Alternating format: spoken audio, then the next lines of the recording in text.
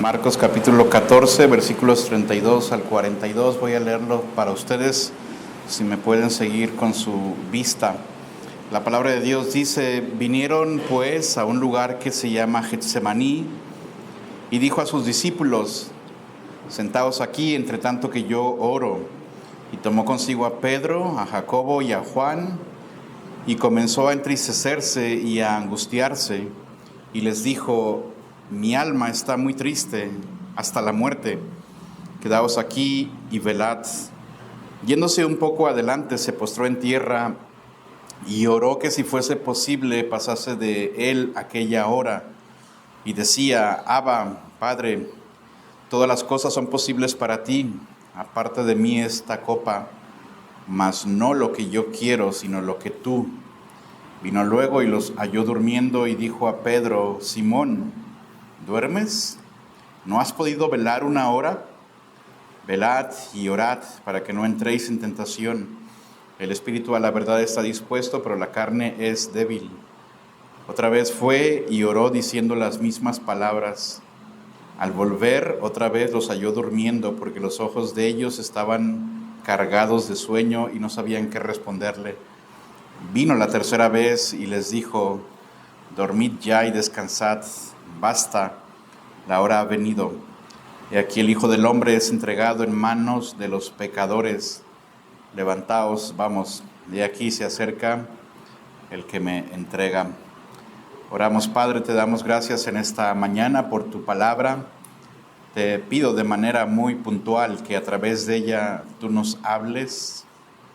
Si alguien el día de hoy no sabe en dónde pasará la eternidad, que sea solamente tu palabra usada por tu Espíritu Santo, que traiga convicción, que revele la condición verdadera del corazón, la perversión y suciedad del pecado y sus consecuencias terribles, como hemos ofendido a ti, un Dios santo, y que sea tu Espíritu quebrantándonos, produciendo arrepentimiento y fe solo en Cristo como Señor y Salvador.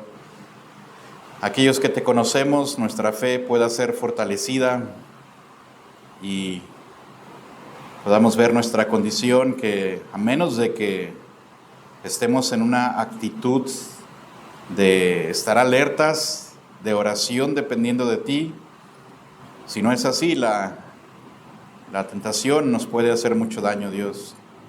Ayúdanos a entender este pasaje, y Jesús, toda la gloria es únicamente para ti. En tu nombre oramos. Amén.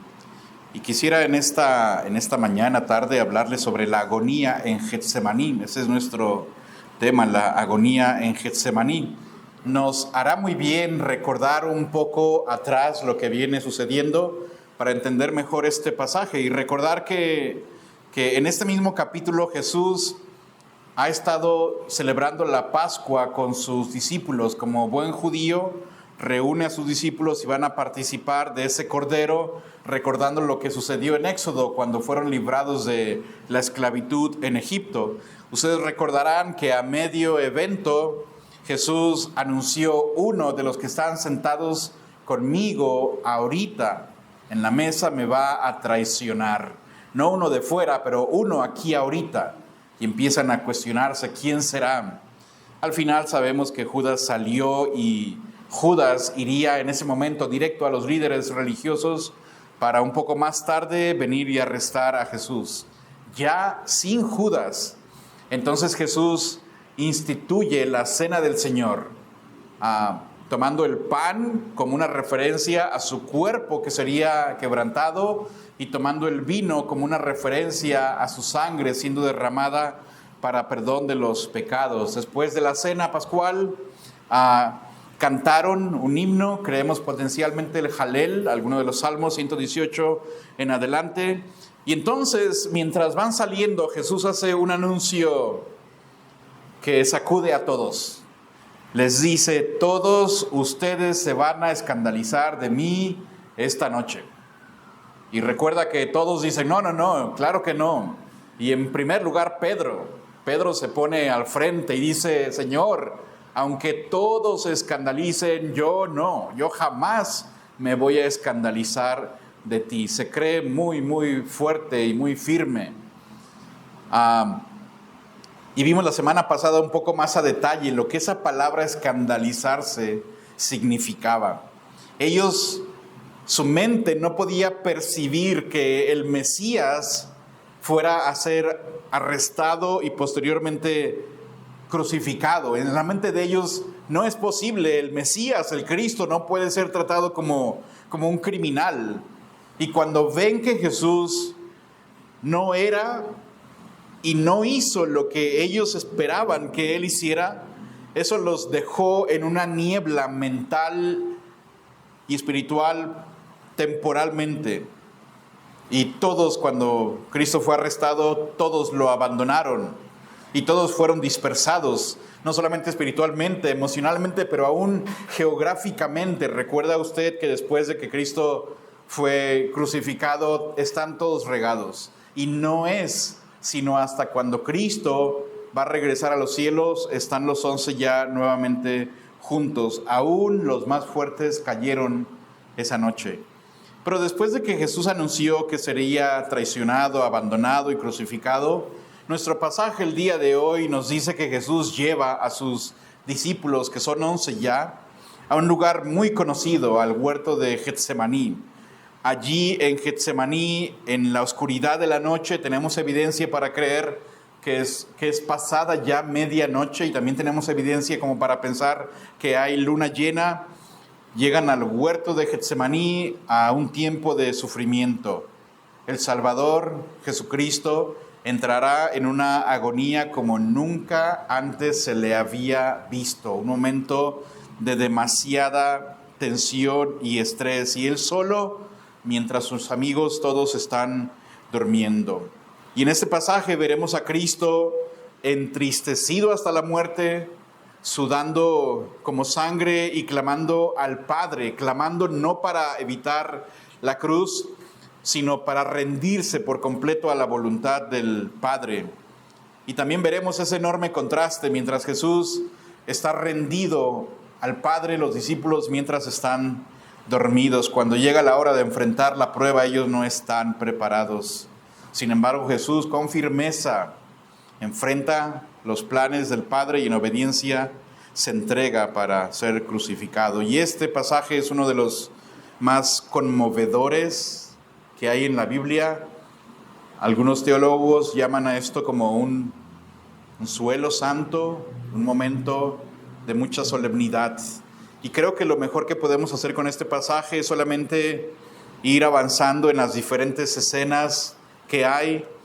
No siempre es fácil dividir un mensaje con 3 puntos muy claros, así que lo que haremos es ver 6 secciones simples, algunas son cortas. Y empecemos, número 1, analizando el lugar en donde están. Y el lugar obviamente es Getsemaní, es un huerto conocido. El versículo 32 dice: vinieron pues a un lugar que se llama Getsemaní. La palabra Getsemaní proviene de una palabra aramea, Getsemane, que literalmente significa una prensa de aceite. Esta área donde estaba el huerto de Getsemaní era una área donde había muchos árboles de olivo, y es muy probable que en Getsemaní habría una prensa donde se machacan las aceitunas y se extrae el aceite. Y Getsemaní estaba en la falda de lo que es el monte de los olivos. Está este huerto.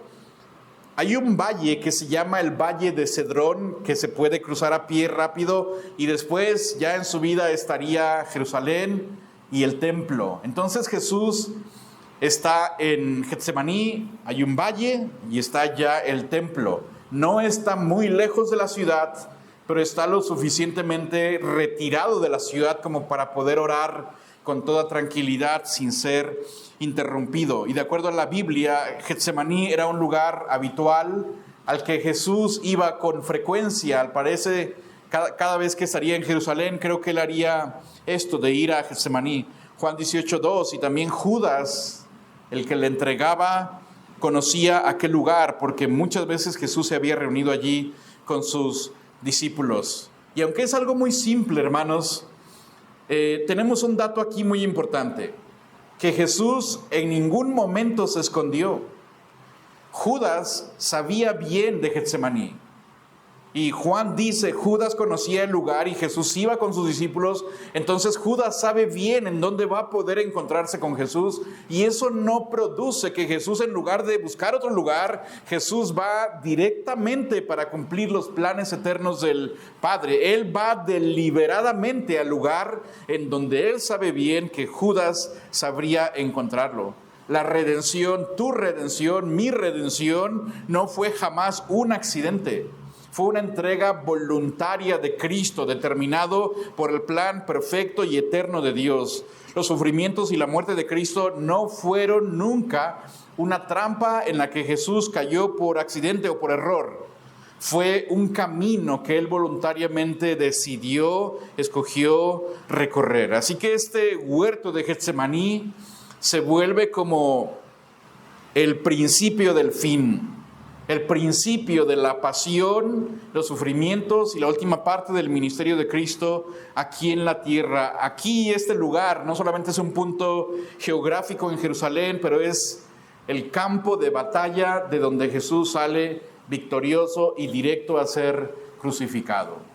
Y tenemos no solamente el lugar, que es algo sencillo de entender, pero tenemos en segundo lugar la separación de los discípulos. El mismo versículo 32 y el 33, y vinieron a un lugar que se llama Getsemaní, y entonces allí Él le dijo a sus discípulos, sentaos aquí, entre tanto que voy y oro. Y tomó consigo a 3 de ellos. ¿Quiénes son? Pedro, Jacobo y Juan, y comenzó a entristecerse y a angustiarse en gran manera. Entonces ya en el huerto, la escena que sigue muestra que el grupo completo se va a dividir en 3 partes. Parece que llegan al huerto de Getsemaní y ahí en la entrada Jesús dejaría a por lo menos a 8 de sus discípulos en la entrada. Este tiempo de oración sería muy, muy importante. Y Jesús deja a 8 de ellos en la entrada, cuiden, vigilen. Era importantísimo que Jesús pasara un tiempo con el Padre. Y agarra a Pedro, Jacobo y Juan, y a ellos se los lleva un poco más adentro del huerto. Esa es la segunda división, pero después Él los deja a ellos 3 y Él ya solo avanza un poco más para orar solo con el Padre. Esa es la tercera vez, por lo menos en los evangelios, que Jesús separa a Pedro, Jacobo y Juan para que lo acompañen. En la otra ocasión, ellos estuvieron cuando Jesús resucitó a la hija de Lázaro y les dijo, no le digan a nadie de esto. Lo que vieron, nada que decir, hasta que el Hijo del Hombre resucite. Ellos 3 también estuvieron en la transfiguración viendo a Cristo, en la gloria del Padre, a Moisés y Elías, un evento impresionante, y ahora en la agonía de Getsemaní. Yo no puedo darles con certeza la razón por la cual Jesús se lleva a ellos 3, pero sí sabemos, Gálatas 2:9 llama a estos 3 hombres pilares en la iglesia, columnas en la iglesia, y creo que ellos necesitaban ver tanto la gloria de Cristo como ver a Cristo en sus sufrimientos de forma más cercana, porque ellos 3 serían testigos fundamentales a todos los demás. Y Pedro, Jacobo y Juan vieron a Cristo en la transfiguración, su rostro resplandecer con la gloria de Dios. Pero ahora creo que también era necesario ver a Cristo en su momento de vulnerabilidad, de sufrimiento, ver a Cristo, el verdadero Cristo, glorioso por un lado, pero sufriente por el otro. Y ellos serían testigos para todos los demás. Creo que Jesús los lleva con este propósito, pero también aquí hay una lección interesante, hermanos. Ni los más fuertes, ni los más cercanos a Cristo pudieron permanecer de pie cuando llegó la tentación. Sin vigilar y sin orar, cualquier persona es vulnerable. Cualquier creyente, puedes tener 20, 30 años, puede ser como Pedro, Jacobo y Juan. Puede ser un hombre muy cercano a Cristo y ver cosas que nadie ha visto, y los 3 cayeron en el momento de la prueba y de la necesidad. Sin vigilancia espiritual, cualquiera de nosotros caemos cualquier día. Pero no solamente vemos el lugar, vemos la división de los discípulos siendo agrupados, pero ahora entremos a la angustia de Jesús. A Jesús en su momento de angustia, de vulnerabilidad. Versículos 33 y 34, tomó consigo a Pedro, Jacobo y Juan, comenzó a entristecerse y a angustiarse y les dijo, mi alma está muy triste. ¿Qué tan triste? Hasta la muerte. Quedaos aquí y velar. Jesús sabe exactamente lo que está por suceder en las próximas horas. Jesús sabe que ese mismo día, ya es pasada medianoche, que ese mismo día, alrededor del mediodía, Él ya va a estar en una cruz. Sabe lo que va a pasar con los religiosos. Y hablaremos del pecado en un momento y del enorme peso que eso representa. Pero en este punto en particular me gustaría que nos enfoquemos en su agonía, en su angustia. Y la palabra de Dios, Marcos, usa algunas palabras de manera intencional, versículo 33, y dice que comenzó a entristecerse. Y hagamos una pausa en esta palabra, entristecerse. Ese es un verbo que implica un asombro aterrador, una turbación muy profunda, un choque emocional con el que no puedes. Esta palabra que usa Marcos no solamente es estar triste, pero es estar muy asombrado, apesadumbrado. No se usa mucho en el Nuevo Testamento. Se usa cuando las mujeres, después de que Cristo murió, vinieron al sepulcro y lo encontraron vacío. Y cuando voltean hay un hombre con vestiduras blancas ahí sentado y se asombraron. Usa la misma palabra. Imagínense el terror de esas mujeres entrando a un sepulcro buscando a su maestro. Jesús no está allí y está un ángel allí. Es esa clase de asombro, pero en el caso de Jesús es su sentido de horror espiritual, una clase de emoción única que te causa un asombro aterrador. Pero también Marcos dice que comenzó a entristecerse, pero también a angustiarse. La angustia aquí de la que habla Marcos es una pesadez extrema, es una angustia sofocante. No sé si usted alguna vez ha estado en una situación tan difícil que siente una sensación de ahogo, de una pesadez muy grande que le causa demasiado estrés. Es estar en extremo abrumado por alguna aflicción.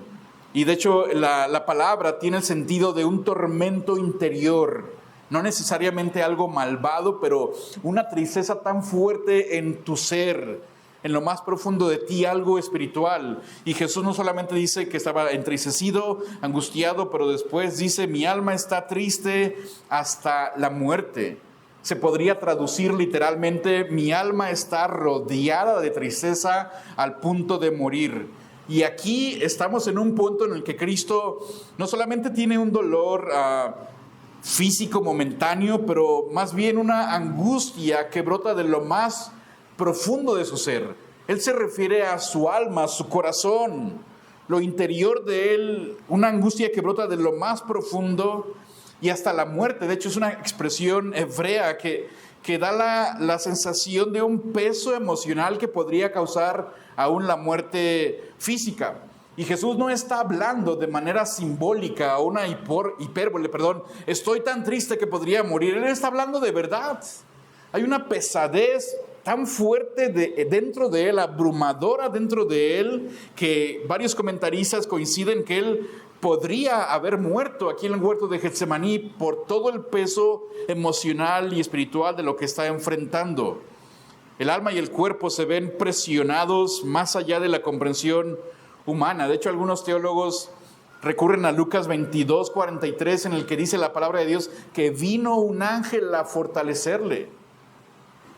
John Hill, que fue pastor antes de Spurgeon varios años, él dice esto: la tristeza de Cristo fue tan intensa que en sí misma fue suficiente para matarlo, si no hubiera sido sostenido por un ángel. Esta tristeza se debía no a miedo físico, sino a la carga del pecado que estaba a punto de cargar. Dios envió a un ángel para fortalecerle porque Cristo estaba en extremo apesadumbrado. Su gran tristeza, el gran dolor en su corazón, físicamente él se ve muy debilitado y angustiado en extremo. Marcos no nos da este detalle, pero en Lucas capítulo 22, versículo 44, en la misma escena dice, y estando en agonía, hablando de Jesús, oraba más intensamente y era su sudor como grandes gotas de sangre que caían hasta la tierra. Y Lucas habla de una agonía, que es la misma palabra que se usa para un atleta de alto rendimiento que está en plena lucha. para dar a entender que Jesús estaba en una lucha demasiado intensa y esa lucha produjo sudor como grandes gotas de sangre. ¿Es eso posible? Sí. Médicamente eso existe, se llama hematidrosis.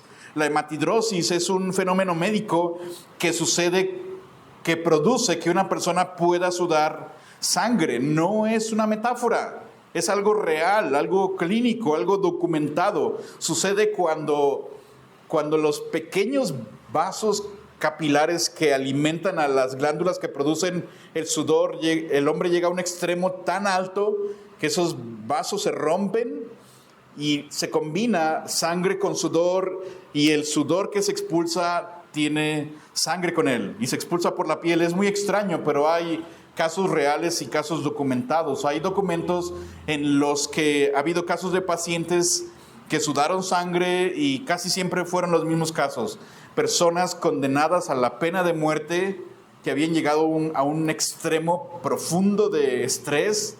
También hay casos de niños en guerras y personas atrapadas en incendios que documentaron gente sudando sangre. Esto confirma el peso insoportable que Jesús cargaba ya en Getsemaní y todavía no llega a la crucifixión. Jesús en el huerto de Getsemaní estaba muy mal. Físicamente, emocionalmente, estaba abrumado cuando está allí en la cruz y no ha recibido la corona de espinas, no han venido los clavos, no ha venido la humillación pública. La agonía de Jesús era real al 100%. Era un hombre al 100%, 100% Dios, pero tenía una humanidad real, agonía real. Pero lleguemos al punto que es el clímax, que es la parte más importante. ¿Qué causaba esa tristeza? ¿Por qué esa opresión en él? ¿Qué causó que él sudara como grandes gotas de sangre? Y tenemos que llegar en cuarto lugar, a la oración de Jesús.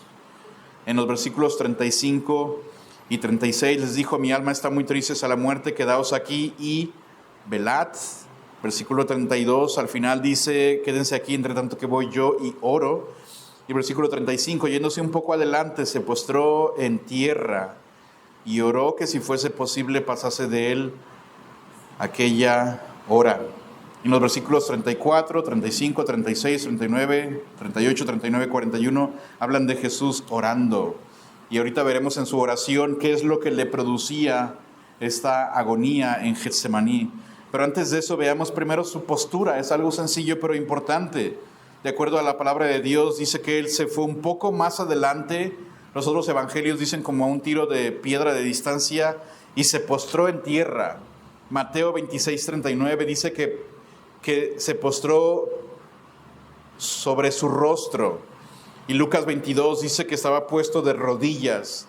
Jesús está completamente rendido en una actitud de máxima reverencia, entrega, sumisión al Padre, un quebranto voluntario. Él va y se postra completamente rostro en tierra ante el Padre. Carlos Spurgeon, en un sermón que predicó sobre este pasaje, él dijo lo siguiente: el Salvador cayó al suelo, no por debilidad, sino por reverencia. En su agonía se inclinó hasta el polvo, mostrándonos cómo se lucha en oración. Pero no solamente su postura en la oración, pero el contenido de la oración. ¿Qué es lo que Jesús oraba? Y él comenzaba diciendo: Abba, Padre, todas las cosas son posibles para ti. Y la palabra Abba no ocupamos profundizar aquí porque todos saben que es una manera de expresar una íntima relación con el Padre. Es una manera de decir papá, o de decir papi, o los mexicanos también decimos apá. Y Cristo viene con el Padre con una doble repetición: Abba, Padre. Y aquí está mostrando ternura, compasión, familiaridad y confianza, aún en medio de la angustia, aún en medio del dolor y del momento más complejo que ha tenido hasta ahora.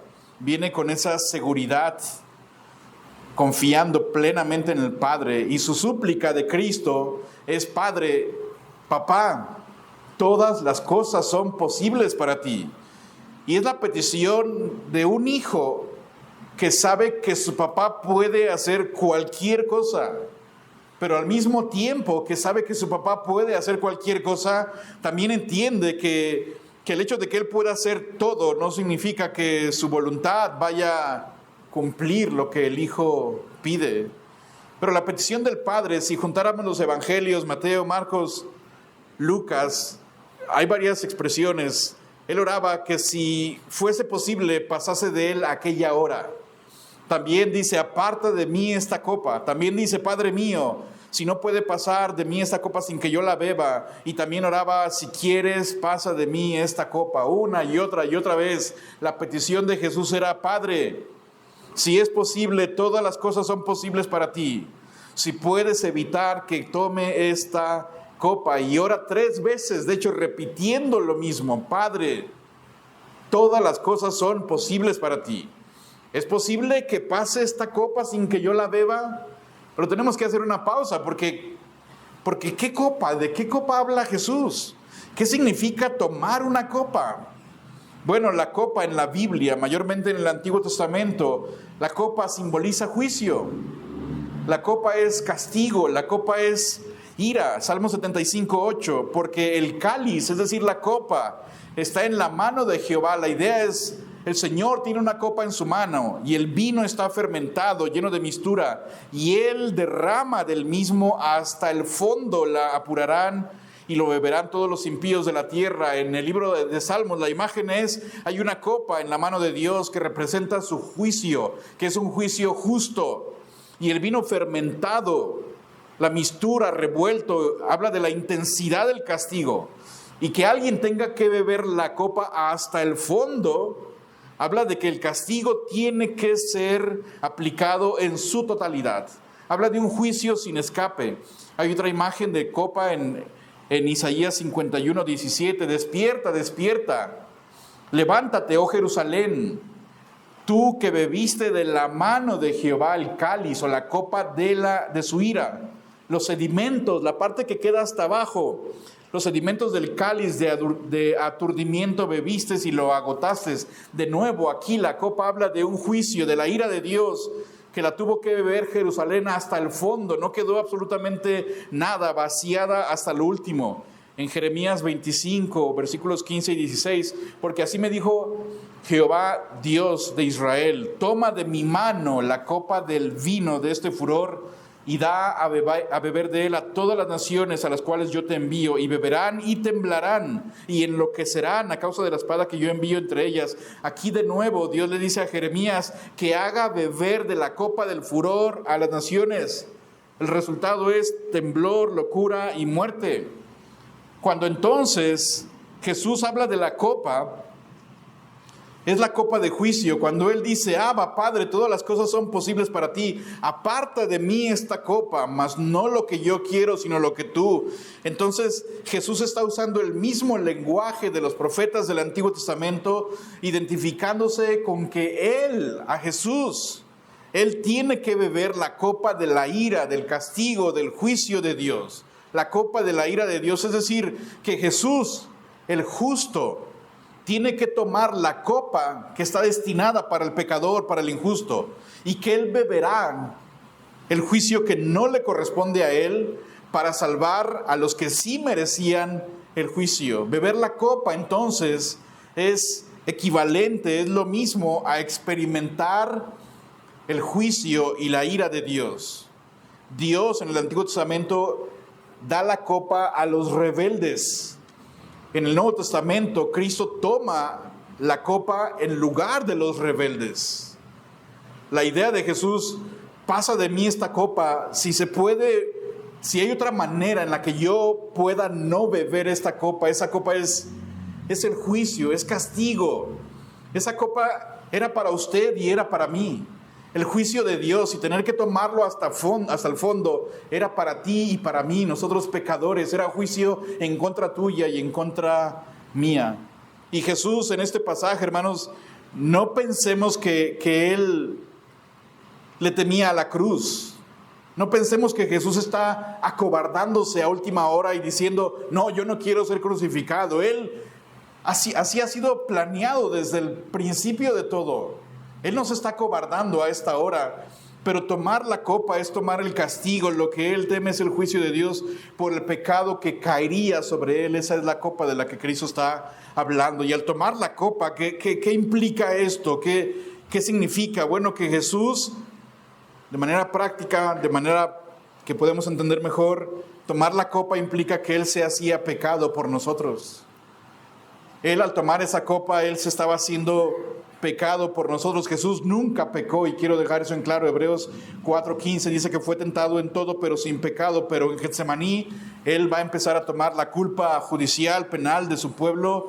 Eso no significa que Él se murió moralmente pecador, sino que fue tratado como pecador ante el tribunal de Dios. 2 Corintios 5:21, que citamos constantemente: al que no conoció pecado, por nosotros lo hizo pecado, para que nosotros fuésemos hechos justicia de Dios en él. Isaías 53, mas Jehová cargó en él el pecado de todos nosotros. Así que Cristo tomaría el lugar del pecador, tomaría nuestra posición legal, nosotros como culpables y Él como inocente. Lo que Él haría entonces al tomar la copa es que nuestra culpa le sería imputada, le sería transferida a Él, le sería contada a Él como culpable, pecador, adúltero, mentiroso, ladrón, y Él tendría que ser tratado como pecador. Y la justicia de Él nos fue transferida, imputada, atribuida a nosotros. Cristo, aunque inocente, Él fue constituido responsable por nuestros pecados. No se hizo pecador, pero sí se hizo portador legal de nuestro pecado. Por eso su agonía es tan indescriptible y tan pesada, porque Él siendo santo eternamente, la sola idea de ser tratado como pecador es completamente repulsiva. El cargar con el pecado ajeno para alguien que nunca ha pecado, hermanos, es espiritualmente algo abominable. Es como tomar un corazón perfecto, puro, limpio, y sumergirlo en contaminación, en pudrición, en estiércol, en una cisterna de toda clase de contaminación. Jesús agonizaba porque Él, siendo eternamente santo, estaba a punto de ser tratado como el portador legal de tus pecados y los míos. Martin Lloyd-Jones, en su sermón La agonía de la cruz, dice: el santo de Dios temblaba no ante la cruz de madera, sino ante la realidad de ser hecho maldición, la santidad perfecta entrando en contacto con la culpa perfecta. Jesús no solamente tomaba el lugar del pecador, pero al hacerlo Jesús enfrentaba la ira de Dios y el castigo de Dios. La copa, repito, es la ira de Dios, es la justicia de Dios puesta en acción y siendo ejecutada, y Jesús la bebió hasta el fondo.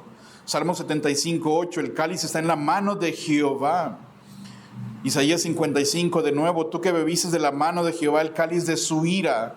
Y Jesús en Getsemaní sabe que Él, el santo, va a tener que beber esa copa destinada para el impío. Implica ira, implica juicio, implica castigo.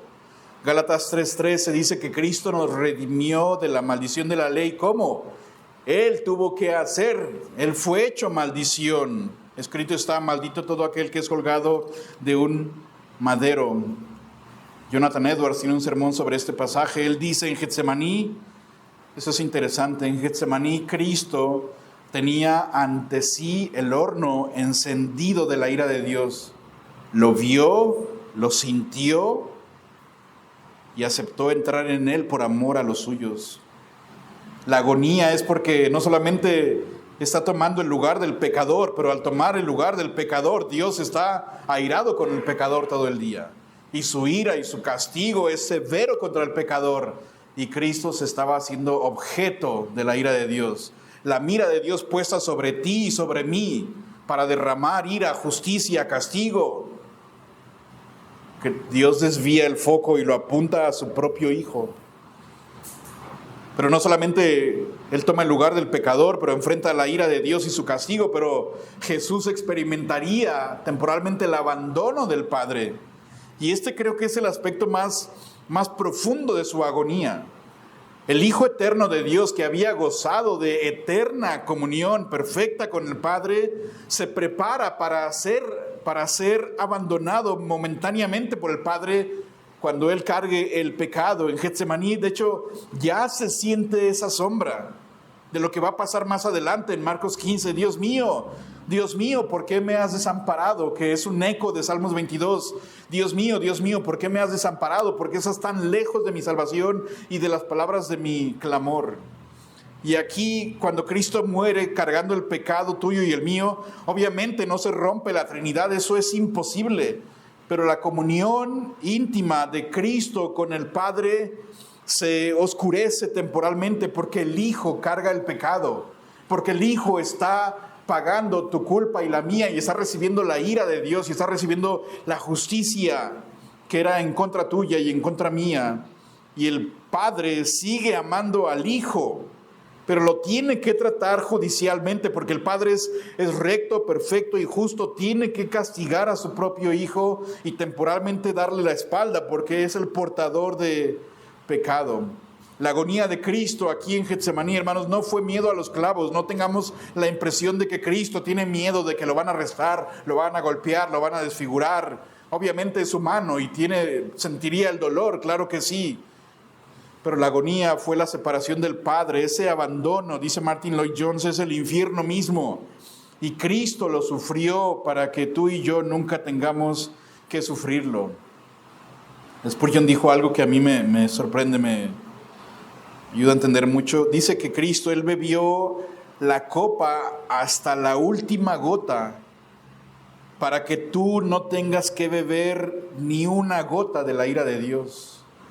Es lo que estaba pasando aquí. Así que de ninguna manera debemos de pensar que Cristo le tenía miedo a la muerte en la cruz. El dolor fue real, claro que sí, pero el dolor físico no era nada comparado con tener que cargar el pecado. No era nada comparado con tener que enfrentar la ira de Dios, y no era comparación tampoco, mucho menos con experimentar el abandono del Padre.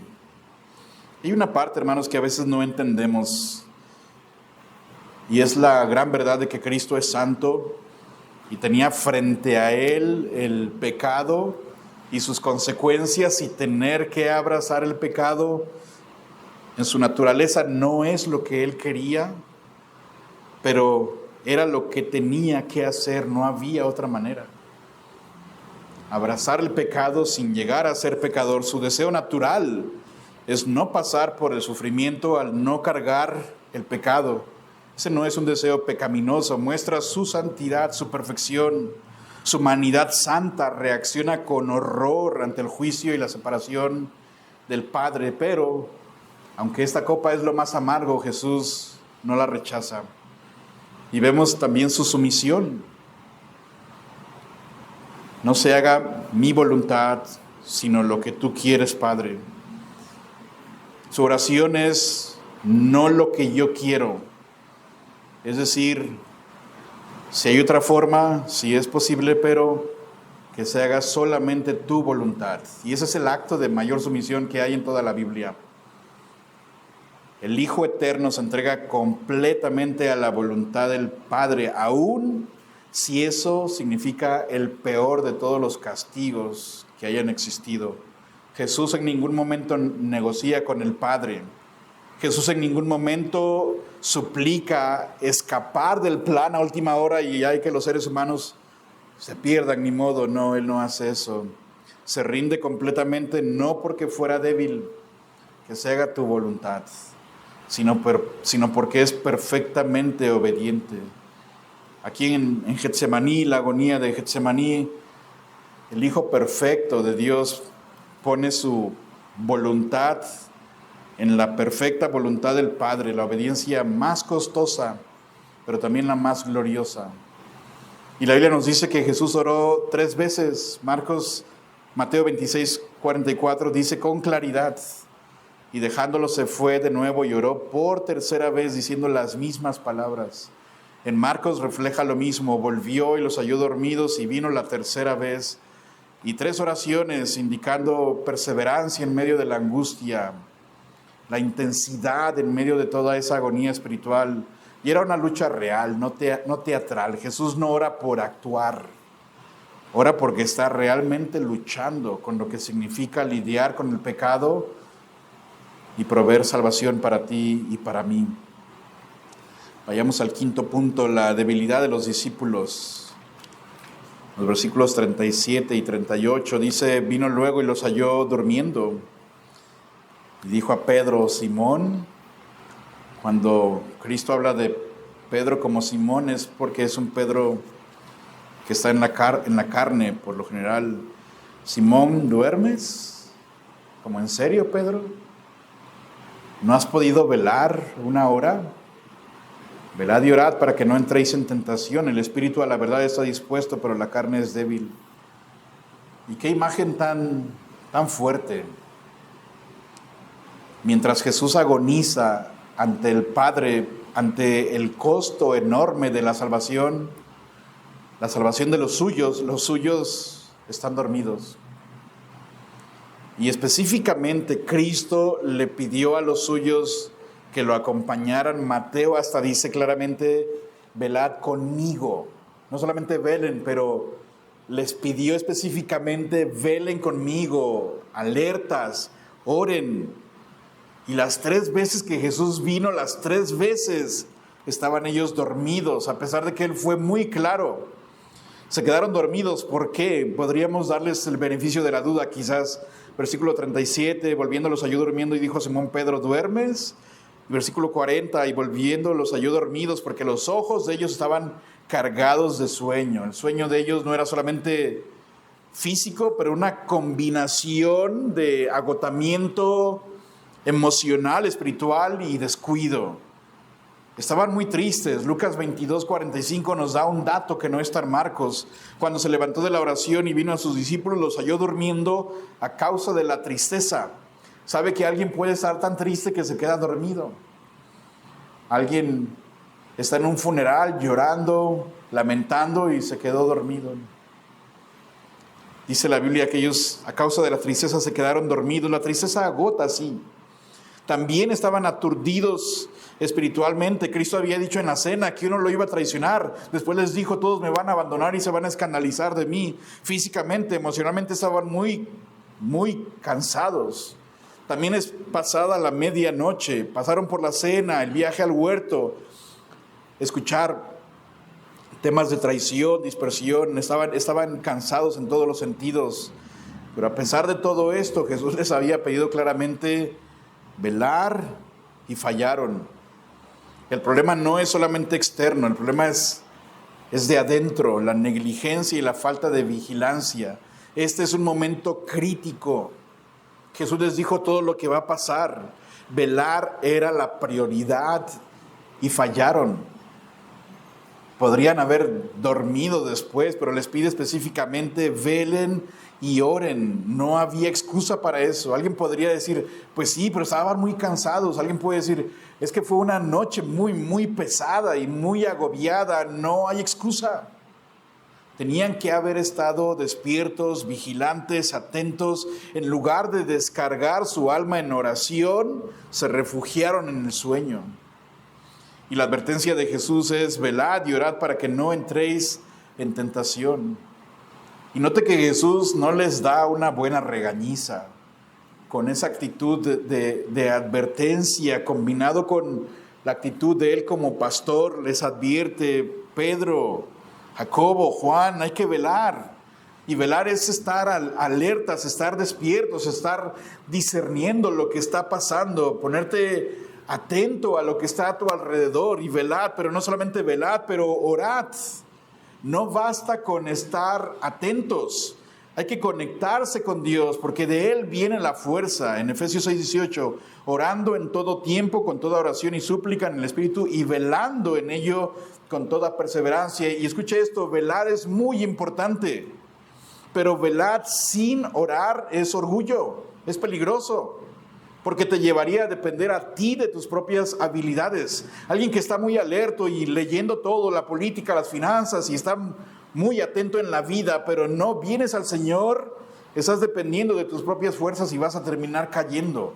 Y Jesús dijo, sí, tienes que velar, muy atento, atento a tu familia, atento a la educación, atento a lo que permites que entre a tu casa, pero ocupas del Señor, ocupas venir delante de Él, porque de Él viene la fuerza. Y Jesús da un diagnóstico aquí, mira, el espíritu a la verdad está dispuesto, pero la carne es débil. Jesús no excusa su descuido. Velar, tienen que velar y orar. Y Jesús dice, yo entiendo que hay una lucha aquí. El espíritu está dispuesto, es decir, el deseo está allí. El espíritu está dispuesto, el deseo por leer la palabra de Dios, por orar, por hablar a otros de Cristo, por vivir en santidad, por alejarme de lo malo, por mejorar en mi matrimonio, en mi familia. El deseo siempre está allí. Pero Jesús también expone la realidad, pero la carne es débil, la carne es limitada, la carne está propensa al descuido. Por eso ocupamos velar y orar. El deseo está allí, pero para que eso se haga realidad tienes que entender, la carne te jala, la carne tiene sus limitaciones, ocupas venir al Señor y fortalecerte en Él. Aquí en Getsemaní, hermanos, no vemos a hombres perversos durmiendo, vemos a buenos hombres vencidos por su debilidad natural, y esa es la condición humana sin el poder del Espíritu Santo. Y qué contraste aquí en este pasaje. Jesús orando intensamente, los discípulos durmiendo repetidamente. Por un lado, Jesús se somete a la voluntad del Padre, y por otro lado, esos no pueden sostenerse ni por una hora. Por un lado, Jesús está en angustia, pero vigilante. Por otro lado, están tristes, pero dormidos. Por un lado, Cristo triunfa espiritualmente, y por otro lado, los suyos son vencidos por la carne. Y quiero decir esto con mucho amor, hermanos. Los discípulos nos representan. Somos frágiles, vulnerables al cansancio, a la tristeza, a la tentación. Las palabras de Jesús siguen teniendo validez el día de hoy para usted y para mí. Deben de resonar constantemente para usted y para mí. Velad y orad. La lucha no solamente es externa, es interna. El espíritu dispuesto necesita la fortaleza de Dios para vencer la carne. No basta con que digas, ya voy a vencer la mentira en mi vida. No basta con que tengas esa voluntad, ya a partir del día de hoy voy a eliminar toda la música que sé que no agrada a Dios. No basta con que digas, ya voy a cuidar mis ojos y voy a dejar de ver tantas cosas sucias. El deseo ahí está, pero la fortaleza viene únicamente del Señor. Y si no vienes a Él, dependiendo de Él, vamos a caer. Pero después Jesús vino la tercera vez. Aquí hay algo interesante. Vino la tercera vez y les dijo, dormid ya y descansad. Basta, la hora ha venido. He aquí el Hijo del Hombre es entregado en manos de los pecadores. Y después les dice, ya, levántense. Y aquí hay un juego de palabras algo interesante, porque Jesús vino una vez, no pudieron estar despiertos, vino por segunda vez, ocupan velar, estar despiertos, y la tercera vez les repite lo mismo, pero les dice, basta ya, duérmanse, pero después les dice, levántense. ¿Qué hacemos pues? ¿Dormimos o nos levantamos? ¿Velamos o les está dando el permiso de que se duerman ya? No. Creo que Jesús está hablando con algo de ironía y reproche suave. Jesús, después de encontrar a sus discípulos dormidos tres veces, les dice con tristeza, parafraseando, ¿quieren dormir? Duerman pues, ya es tarde. Sería una forma de ironía cargada con algo de dolor, no de burla. Es como si Cristo dijera, ya no sirve de nada. Se acabó el tiempo para velar, ahora llegó la hora de actuar. John MacArthur comenta aquí, esas palabras pueden entenderse como ironía, como si Jesús dijera, ya es tarde para orar. El tiempo de la tentación llegó y ustedes no se prepararon, ya está hecho. No hay más oportunidad para prepararse, la hora llegó, ahora enfrentemos lo que viene. Y sabe, muchos de nosotros queremos enfrentar la tentación y en esa hora decimos, Dios, ayúdame. Y todos los días antes ni hacemos caso. Queremos estar fuertes cuando vengan las pruebas, pero en ese momento, ¿de dónde vamos a agarrar la fuerza si tenemos 2 meses que no agarramos la Biblia? Si tenemos semanas que no doblamos las rodillas en oración al Señor. Escuchamos música de todo, pero menos nada que nos lleve a glorificar a Cristo. Y Jesús está diciendo básicamente a sus discípulos, ok, escogieron dormir, pues ya es tarde, levántense, ahí viene Judas ya. Levántense, ya está aquí. El tiempo para prepararse se terminó y le digo con mucho amor, hermano, si usted y yo no nos preparamos de antemano para la tentación, va a llegar la tentación y es muy probable vas a caer allí. Vienes débil, vienes en tus propias fuerzas. Y también resalta aquí no solamente la ironía, pero el contraste. Por un lado la debilidad humana y por otro lado la firmeza del Salvador. Ellos no pudieron velar ni por 1 hora. Jesús veló, oró y se preparó para entregarse para este momento. Cuando llegó el tiempo de prueba, Jesús tiene la victoria y ellos fallaron. Y hermanos, hay un tiempo para velar. Y si lo perdemos, llegará el momento en que la batalla ya esté encima y va a ser tarde. El Señor tiene misericordia, claro, y nos da la victoria, pero en muchas ocasiones venimos sin ninguna preparación, llega la tentación y nos hace pedazos. Esa escena es un llamado para usted y para mí a no ser encontrados dormidos espiritualmente cuando venga la hora de la prueba. Bien dice Pedro, estad sobrios, velar. El diablo anda alrededor buscando a quien devorar. Por eso la misma exhortación, velar, orar, buscar del Señor. Y terminamos el 6º punto, la hora ha venido.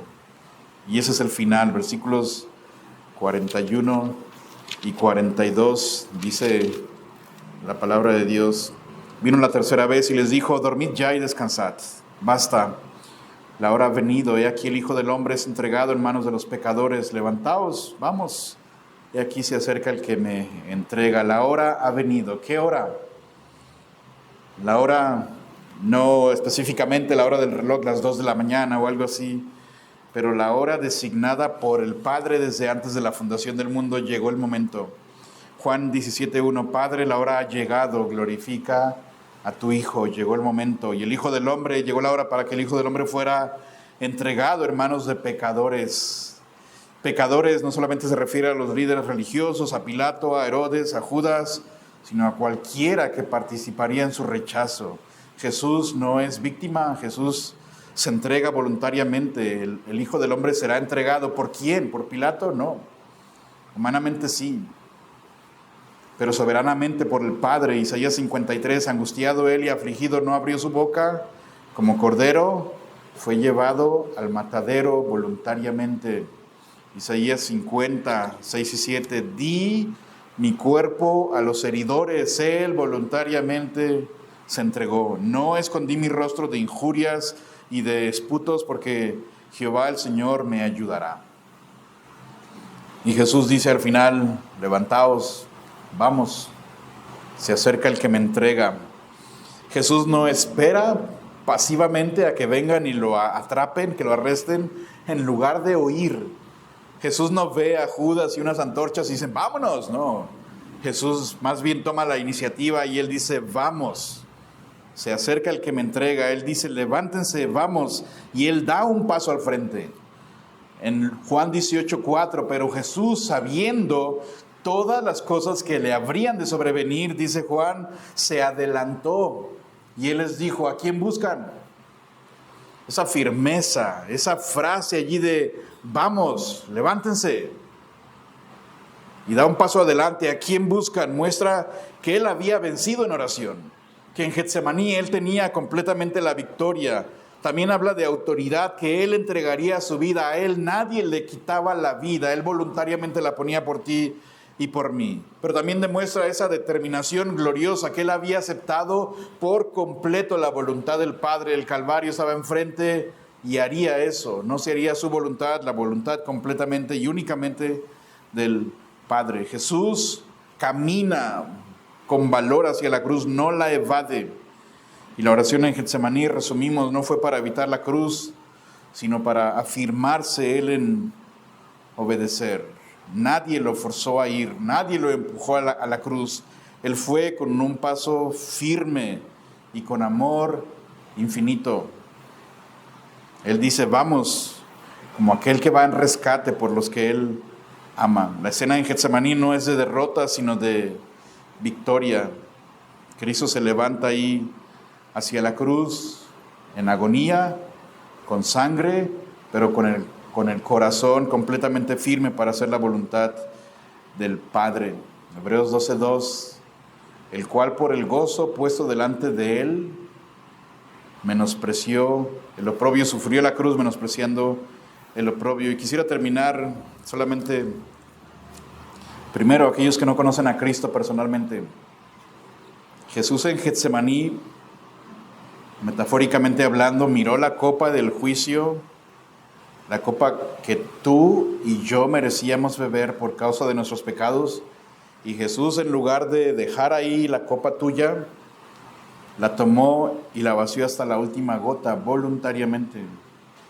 Si ignoras su sacrificio el día de hoy, no podrás escapar de la justicia y de la ira de Dios. Si no te has rendido al Señor completamente como Señor y Salvador, tú mismo debes de beber esa copa de la ira un día. Un día te vas a enfrentar al juez soberano de toda la tierra y tendrás que enfrentar su justicia y su ira, y no habrá más quien interceda por ti. Juan 3:36, el que cree en el Hijo tiene vida eterna, pero el que se rehúsa a creer en el Hijo no verá la vida, sino que la ira de Dios está sobre él. Jesús ya bebió la copa para que tú y yo no tuvieras que beberla. Pero aquellos que somos creyentes, que somos suyos por su soberanía, por su voluntad, que nuestra fe sea fortalecida en gratitud, pero también que esto nos sirva de advertencia. Él estaba ahí orando, velando mientras los suyos están dormidos. Luchó mientras los suyos fallaban. Obedeció mientras nosotros, como sus seguidores, desobedecíamos. Y lo hizo para que usted y yo tengamos ese Salvador tan precioso el día de hoy. Comprender, entender nuestra debilidad y depender de Él por completo. Hebreos dice que no tenemos un sumo sacerdote que no pueda comparecer. No tenemos uno que no nos entienda. No tenemos uno que no pueda defendernos. Al contrario, uno que fue probado en todo, probó nuestras debilidades, pero Él salió victorioso. Y después dice, entonces, acerquémonos pues confiadamente al trono de la gracia. Esa es la invitación. Cuando enfrentemos tentación, no salgamos con la excusa, es que soy débil, Dios sabe que soy débil y Dios sabe que no puedo con esto. No. Recordemos que Cristo venció para darnos esa gracia oportuna y busquemos esa comunión constante con Él. Si no es así, veamos lo que pasó con Pedro, Jacobo y Juan. Veremos la semana próxima o una después, todos terminan huyendo. Pedro termina negándole, jurando y perjurando, no lo conozco. Necesitamos la fuerza que viene de Él, estar atentos, pero depender de Él. Somos débiles, somos frágiles, pero Él venció. Tenemos su gracia para tener la victoria también. Oramos y después Víctor va a terminar este culto. Padre, gracias por tu palabra. Pido por favor, nos ayudes a entender el alto costo de nuestra salvación. Nos ayudes a entender que esa oración allí en Getsemaní es más que solamente un modelo de oración, que la lección principal no es que debemos orar, eso es importantísimo, pero entender, Dios, lo serio que es la salvación, el gran costo que tuvo. Por eso bien dice tu palabra, pues ¿Cómo escaparemos si descuidamos una salvación tan grande?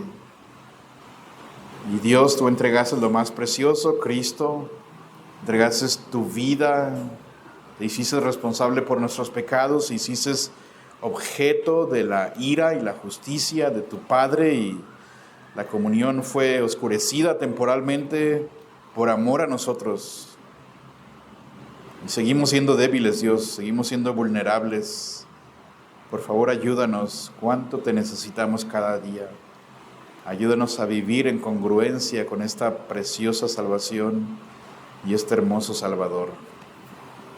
Si alguien no te conoce el día de hoy, Padre, ayúdale a entender que un día tendrá que enfrentar esa copa de la ira.